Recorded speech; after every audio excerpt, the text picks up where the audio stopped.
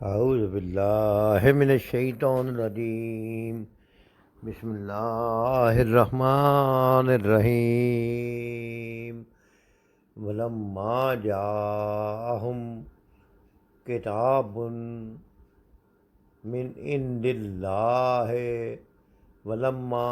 اور جب جاءہم آ گئی ان کے پاس، کتاب من عند اللہ اللہ کی طرف سے کتاب، اور جب آ گئی ان کے پاس اللہ کی طرف سے کتاب، مصدق لما معہم، جو کہ تصدیق کرنے والی ہے اس کی، معہم جو کہ ان کے پاس ہے، یعنی تورات۔ یہودیوں کے پاس تورات پہلے سے موجود تھی اور قرآن نے تورات کی تصدیق کی ہے، تو اسی بات کا ذکر کیا گیا ہے کہ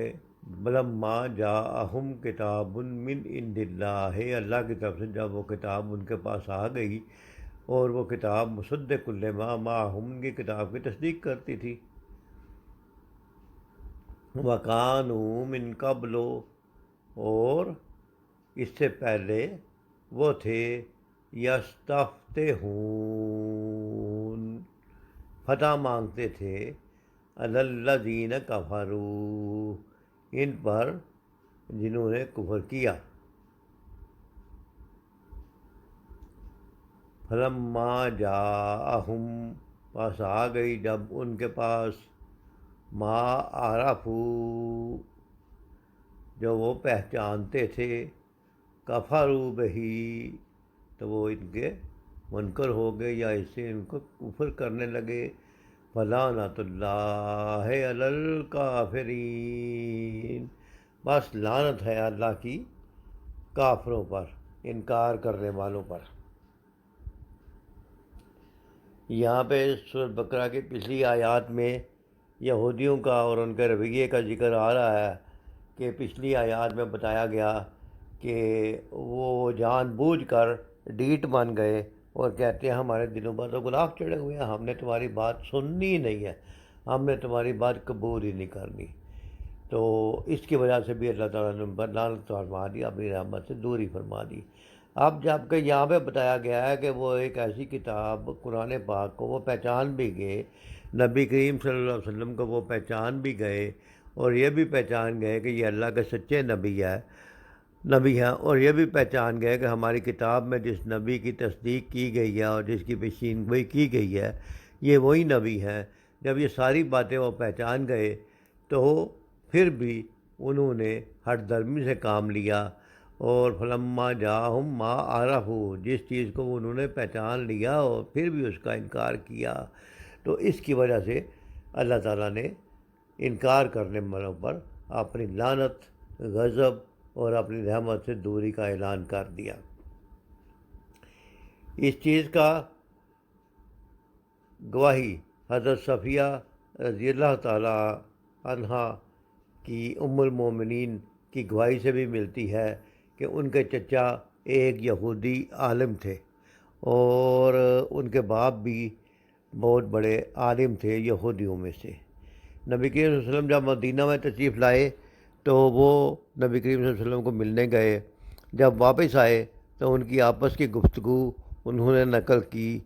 کہ ایک نے کہا کہ کیا ان میں وہ نشانیاں موجود ہیں، کیا سمجھے ہو تم ان کی ملاقات سے؟ تو وہ سمجھے واللہ ہے یہ وہی نبی ہیں جس کا ہم انتظار کر رہے تھے،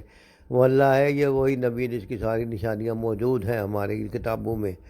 تو انہوں نے دوسرے نے کہا پھر کیا ارادہ ہے، ایمان لاؤ گے؟ انہوں نے کہا نہیں۔ تو ہٹ درمی کی وجہ سے ان لوگوں نے انکار کیا۔ ہٹ درمی اس بات کی کہ پہلے سارے نبی جو تھے وہ بنی اسرائیل میں سے آئے تھے، حضرت یعقوب علیہ السلام میں سے، حضرت اسحاق علیہ السلام کی اولاد میں سے آئے تھے۔ یہ جو نبی تھے یہ حضرت ابراہیم کے بیٹے دوسرے حضرت اسماعیل علیہ السلام، یعنی حضرت ابراہیم کے اسحاق علیہ السلام جو تھے ان کے میں سے سارے نبی بنی اسرائیل کے پاس آتے رہے، اور پھر یہ والے حضرت محمد صلی اللہ علیہ وسلم جو تھے حضرت اسحاق علیہ السلام کی اولاد میں سے، حضرت اسماعیل علیہ السلام کی اولاد میں سے آئے۔ لہٰذا قبائلی عصبیت اور اس بات کی جاہلانہ تعصب اور حسد جو تھا، خاندانی حسد، اس نے غلبہ پایا اور انہوں نے حق کو قبول کرنے سے انکار کر دیا، جس کی وجہ سے وہ لعنت یافتہ ہو گئے، جس کی وجہ سے وہ اللہ کی رحمت سے دور ہو گئے، جو کہ تمام اصحاب میں انہوں نے پہچان لیے تھے۔ اسی کا ذکر اس آیت میں ہے کہ پہلے تو وہ مانتے تھے، منتظر بھی تھے، لیکن آپ صلی اللہ علیہ وسلم کے بانے کے بعد حسد اور تکبر سے اور اپنی ریاست کے کھوئے جانے کے ڈر سے صاف انکار کر بیٹھے۔ لہذا پتہ لگا کہ یہودی متعصب اور حاسد قوم ہے، یہ حسد کرتی ہیں، اور آج تک ان کا یہ رویہ قائم ہے، اور یہ قوم اپنے اس تعصب اور کفر کی وجہ سے اللہ کی رحمت سے دور کر دی گئی۔ لہٰذا اسی طرح انہی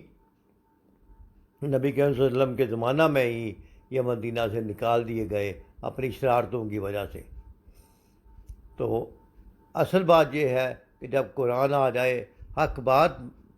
سننے کو مل جائے، قرآن کی دعوت پہنچ جائے، تو اس کے سامنے سر تسلیم ہم کر دینا چاہیے، اور اس کے سامنے اپنی مرضی اور اپنے تعصب یا اپنے پرانے افکار اور خیالات کو اور رکاوٹ نہیں بننے دینا چاہیے، بلکہ جس طرح اللہ کی کتاب کہے اسی طرح اپنی زندگی کو اس کے مطابق ڈھالتے چلے جاؤ،